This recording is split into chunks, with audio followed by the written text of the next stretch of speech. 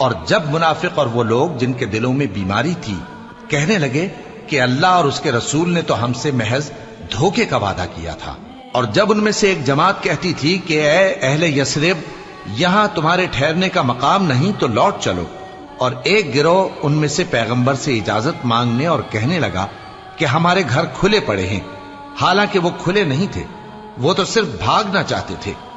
اور اگر فوجیں اطراف مدینہ سے ان پر آ داخل ہوں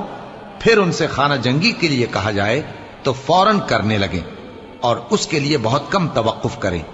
حالانکہ پہلے اللہ سے اقرار کر چکے تھے کہ پیٹ نہیں پھیریں گے، اور اللہ سے جو اقرار کیا جاتا ہے اس کی ضرور پرسش ہوگی۔ کہہ دو کہ اگر تم مرنے یا مارے جانے سے بھاگتے ہو تو بھاگنا تم کو فائدہ نہیں دے گا، اور اس صورت میں تم بہت ہی کم فائدہ اٹھاؤ گے۔